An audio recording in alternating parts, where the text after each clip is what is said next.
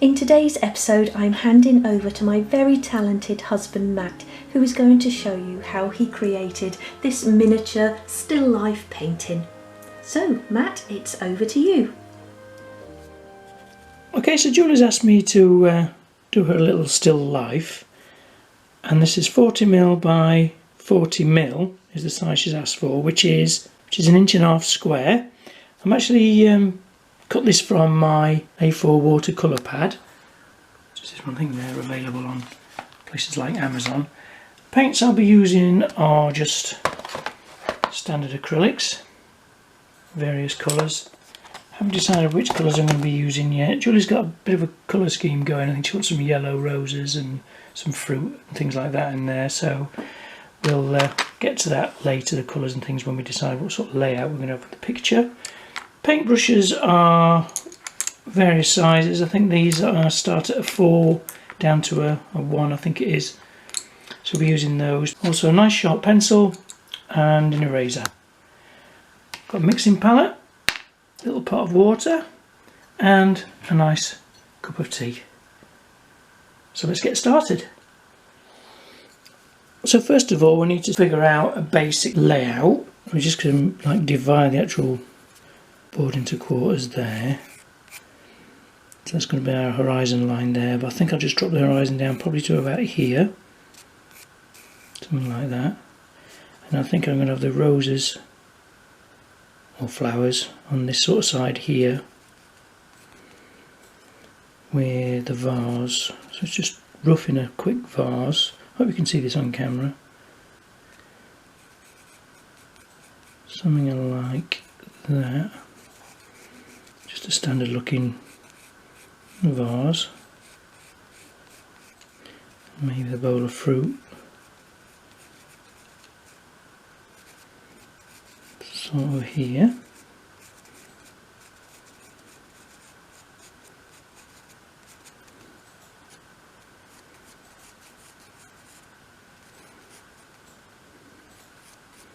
I think we'll go for some nice shiny red apples. They're quite easy to paint.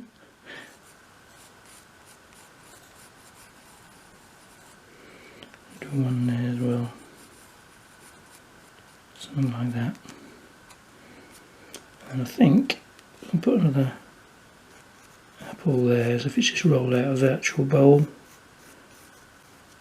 Ties the actual composition a little bit. So the table there, along the back, so I'll just lower that down even more, I think, to about there. And the roses, we'll just do circles for the roses for now, then we can add some detail. Some stems, and have some leaves probably just falling over the top, something like that. It's very rough, it gives you a general idea. So we just clean that up a little bit with our eraser.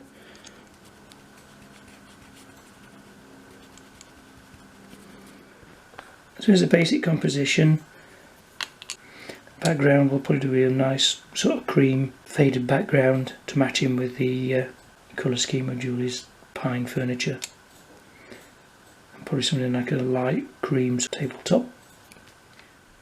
So I've added a few colours to my palette. I've got quite a bit of white, because I think white's going to be quite a prominent colour we're going to use. A little bit of yellow ochre, some bright yellow, some burnt sienna, some raw sienna, a bit of Van Dyke brown, a little bit of raw umber as well, and some sap green and some olive green. We can mix and match all these today to get our nice colours as well. I probably won't be using any black, but I think because it's such a small painting it may make it look a little bit too dark, a little bit too abstract. So I think these colours will be our basic colours, but we can always add a few different shades if we need to. So first of all, I'm just going to take some white. I'm just going to go across the actual background, like so. So we'll do the background, the foreground first, and then we'll go in with the details. We're going basically a loose finish to a tight finish. So we'll do all the details at the end. Highlights and things like that.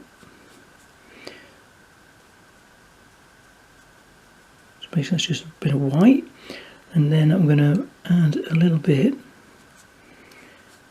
of the brown just to give it that mottled finish to try and match the background and the furniture that Julie's built.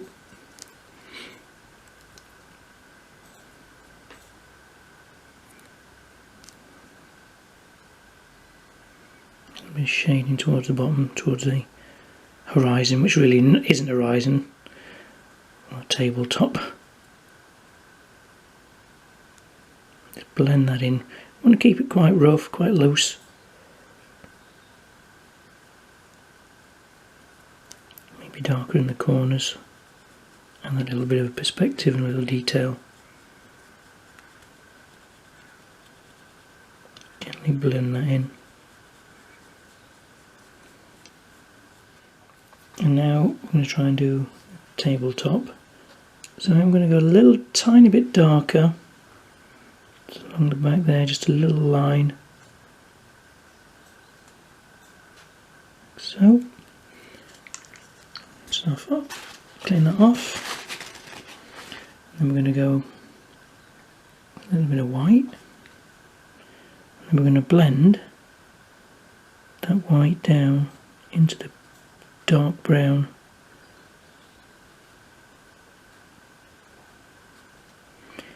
Keeping it rough, trying to make it look a little bit like wood grain. If you're on a painting on a larger scale, it's a lot easier because you can add more detail to the actual wood grain, etc. Without being such a small painting, you have to use a bit of imagination.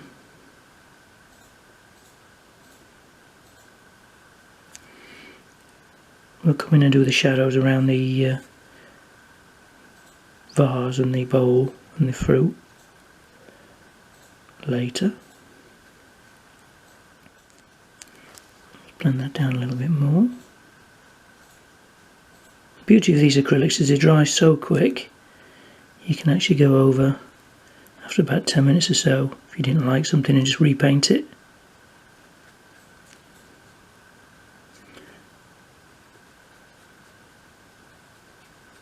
And a little bit of burnt sienna in there just to give it a bit of detail. And a bit of white over the top of there.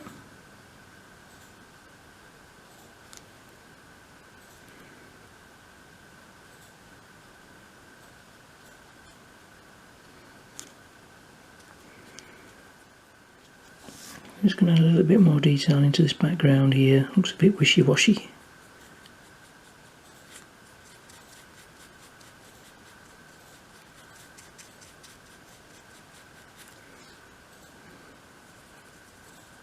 Blend it in with some white.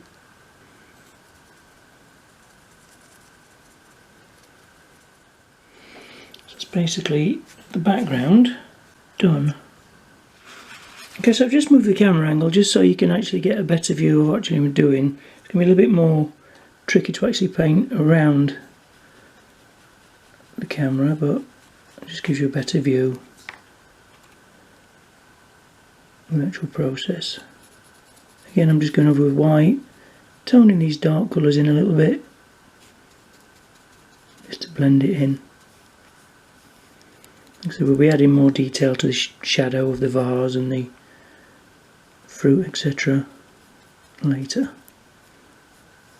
We're just blocking in colour at the moment.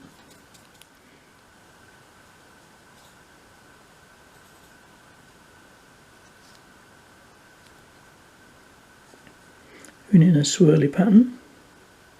Gives you that illusion of rose shape. But we'll be adding detail to this as well, like I said.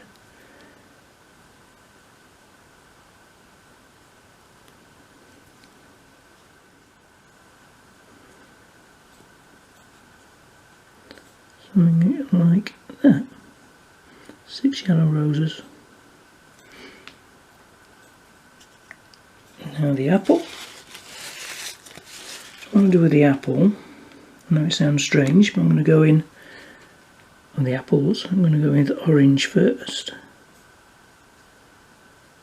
I'm going to paint them all orange. It's almost like a bowl of oranges.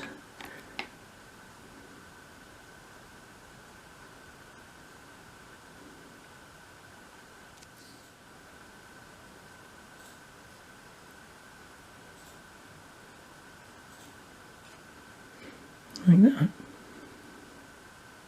What we'll do next, we'll do the vase. So we'll just block that in white. So I think we'll go for like a white or a cream vase.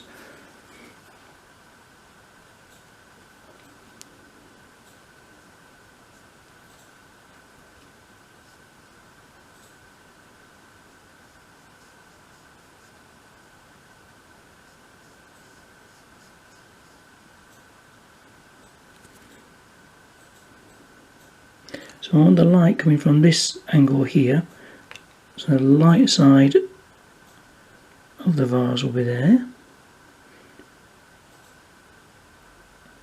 and we can shade that in on that side. Again, we're just blocking in colour first. And go in for white to start with on the actual bowl. We can always make a decision on that later, what colour we want. So the beauty of acrylics is they dry so fast. Any mistakes or any changes in colours you want to do, you can just go straight over the top as soon as they're dry. With oils you have to wait a long time for them to dry. So I did say I wasn't going to use any black, but I think I'm just going to get a tiny little bit of black, I mean minuscule little dot, just to mix in with that white to shade in that side of the vase.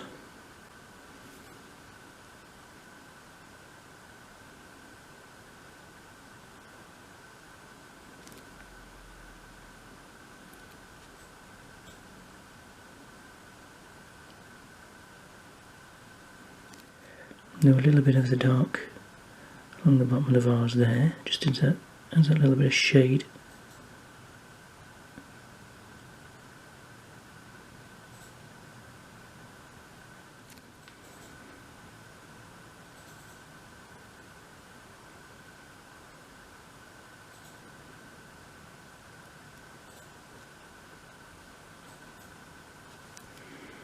Something like that. Okay, so now I think I'm going to go in with a nice little bit of crimson red on these apples. We're actually just going to roughly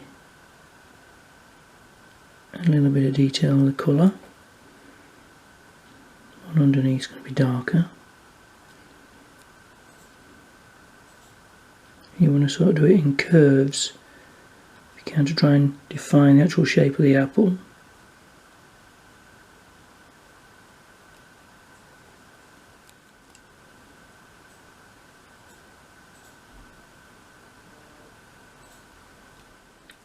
Okay, so I think I'll just do a little bit of orangey, darky orange as well. Darker orange, I should say. Little bits here and there.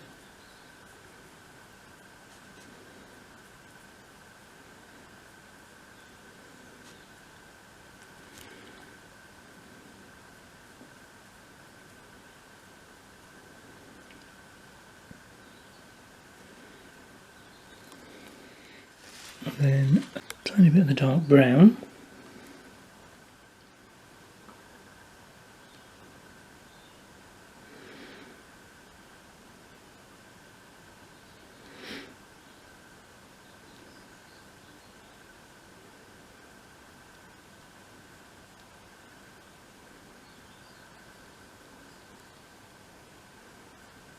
Just a shade in areas like that, just got a bit of shadow and depth.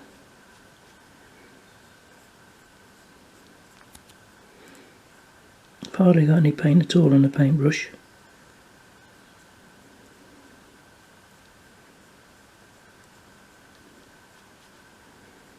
Just brings out the detail a little bit.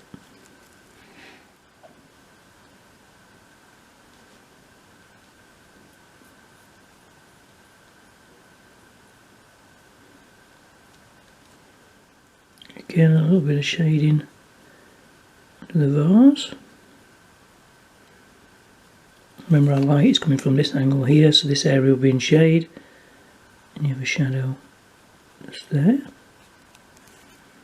Same as around the bowl. Right, now we're just going to make a little bit of white, pure white, on a nice clean brush. I'm just going to add a little bit of a highlight to the apple, apples. Remember, the light is coming from this side here.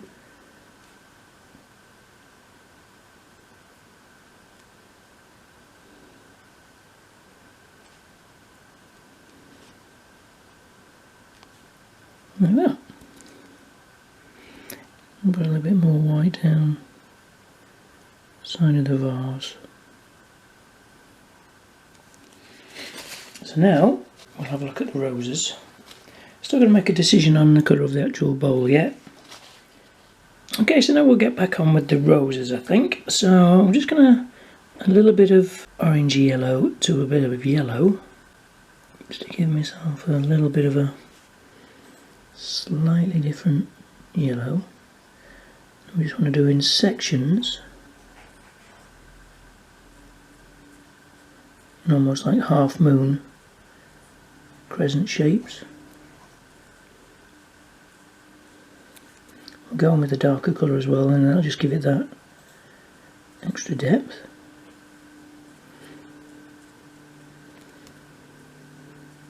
I haven't fully mixed the paint either, so it's sort of, you can see that on the paintbrush, half and half.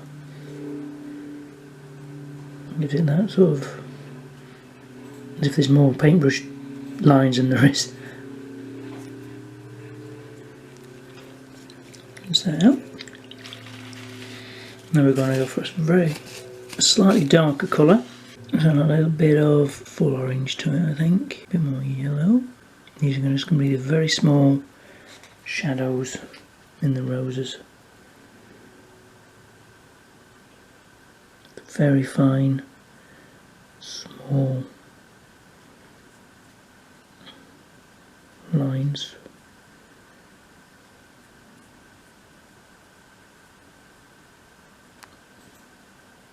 Darker and smaller towards the centre. Giving an illusion of a rose. Sort of. Then again, a little bit darker. Just adding a little bit of the crimson red.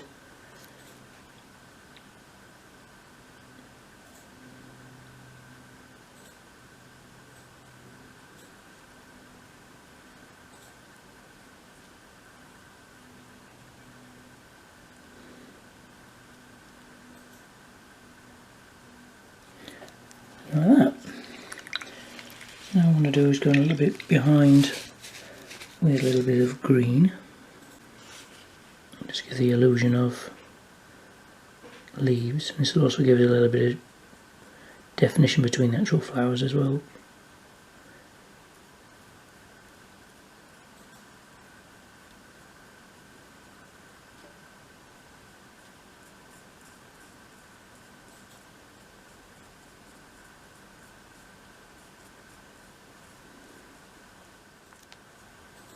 Leaves on the top of the vase there. Darker green on the side of the paintbrush. Again, I haven't fully mixed it. It's just a little bit of sap green and a little of the olive green mixed together, but not fully mixed.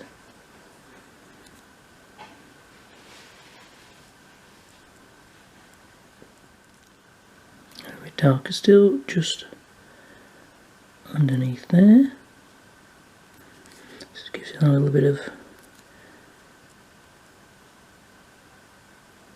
depth to it. Something like that. So now, the paintbrush should really go clean. Get some pure white. I'm going to add a few little highlights. Not as much as that.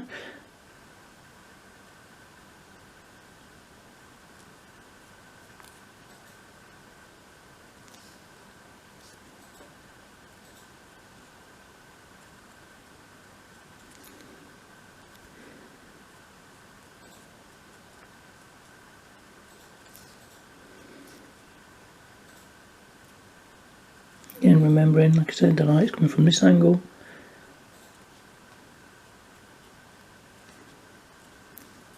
I'll just go a little bit darker in that centre there. For these highlights you can actually use, sometimes I use these gel pens which are really nice. I think they go down to a really thin nib. A 0.3 to a 0.5 nib. So you can actually go in with these if you like and just do it by hand. Sometimes that makes it easier on smaller projects like this.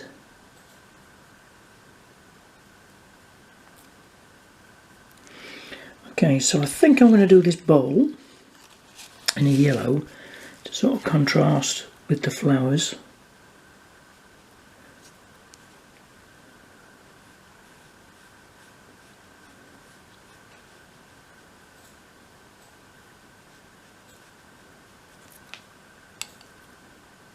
Darker towards that corner again. So just adding a little bit of the orange. We'll darken this up as well.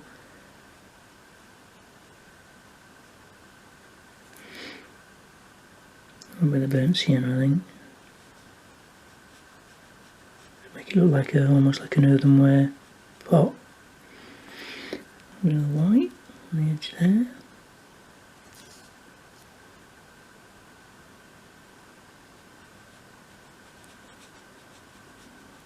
The battery's going now, so I'll just quickly change the battery and we'll do some final touches and then we're almost done. Just going to add a little bit of detail on the side of here.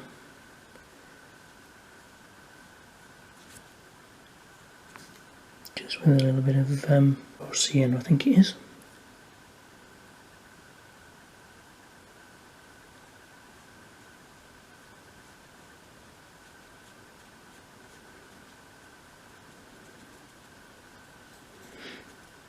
So,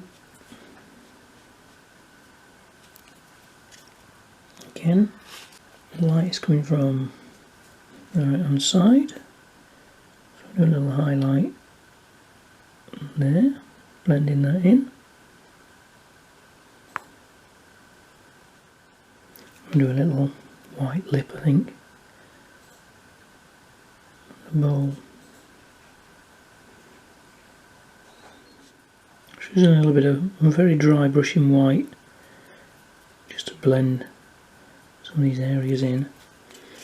What I want to do now, go with that dark brown we had, which is almost a black, which I think is the Van Dyke brown. I'm just going to go in and do a little bit of shadowing.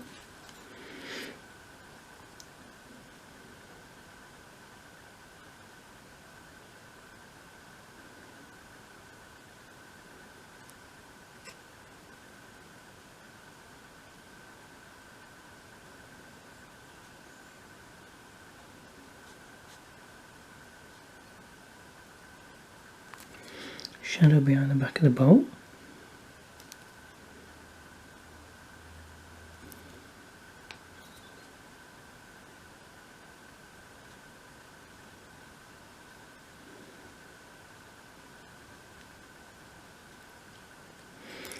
As we go towards the light, the shadow will get narrower.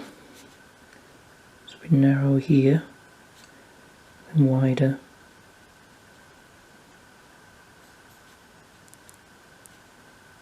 Towards the darker areas. A bit darker brown in those leaf areas there.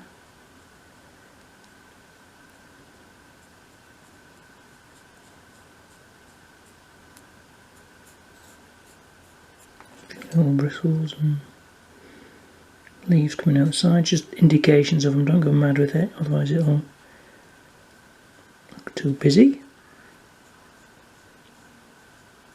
And just define that line of that vase ever so slightly.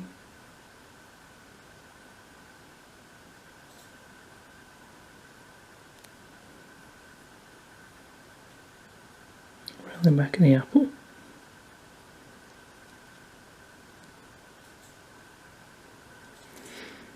And just indication of a stalk.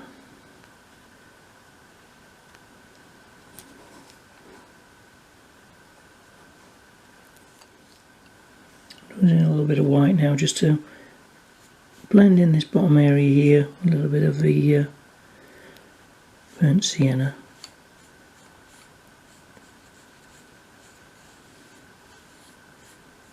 In the foreground.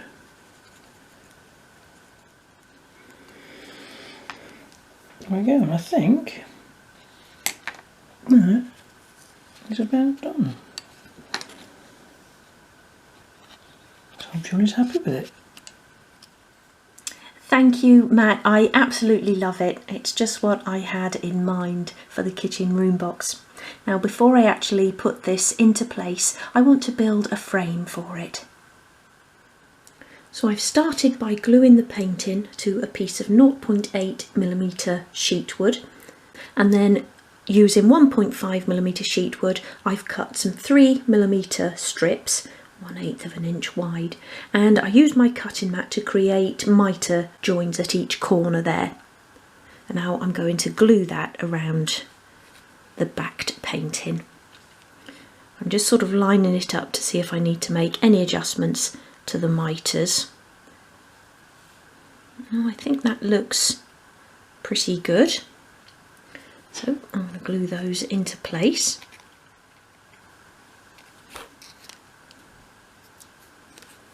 So I've just put a bit of glue along the edge of the painting there, and then I'm just going to put a little tiny bit on each of those mitre corners on the first piece, and then just press that into place, making sure I'm right in between the mitres there. And then I'm just going to work my way around. This time I'll just put it onto the piece of frame.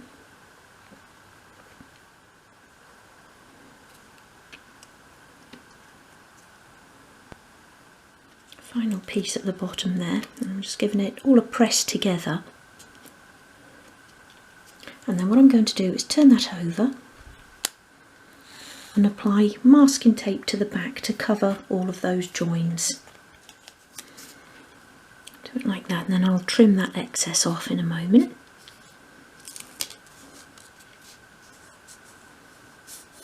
And this just strengthens it up. So I'm going to let that dry off for a moment, and then I'll trim off that excess masking tape.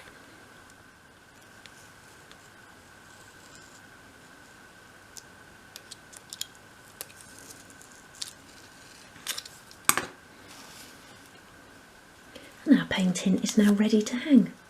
Okay, so again I've taken all of the removable pieces out of the room box and laid it on its back, and then again I've made myself a spacer, and this is 12mm wide or ½ an inch wide, and that's how far away from the shelf that I'm going to place the paint in, and that makes it then in about the centre of that section of the wall. So I've applied glue to the back of my painting, and I'm going to line it up alongside my spacer, and I sort of want it so it's sitting centrally from the top to bottom of that shelf. Like that, and then I can press it into place. I'm going to carefully slide out the spacer